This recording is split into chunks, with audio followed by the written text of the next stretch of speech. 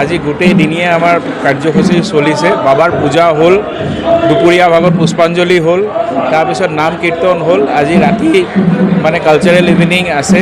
আৰু বাবাৰ যিটো আমাৰ মন্দিৰ, এই মন্দিৰটো হ'ল শয্যাসেৱা মন্দিৰ হয়। আমাৰ ইয়াতে বিভিন্ন ধৰণৰ পদ্ধতিৰে কাম হয়, মানুহৰ সেৱামূলক কাম আমাৰ ইয়াতে হৈ থাকে।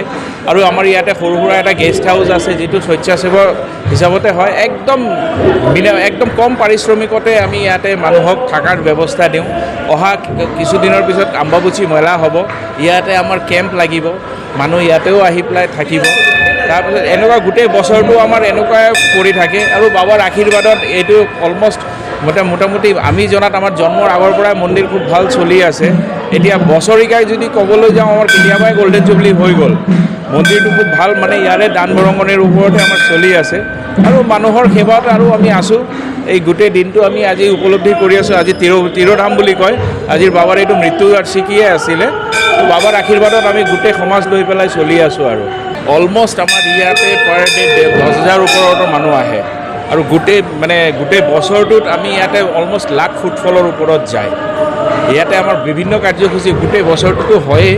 ইয়াতে আমাৰ দুৰ্গা পূজাৰ পৰা আদি কৰি পেলাই জগদ্ধাত্ৰী পূজাও হয় বছৰত, আৰু বিভিন্ন ধৰণৰ প্ৰগ্ৰাম আমাৰ চলি থাকে।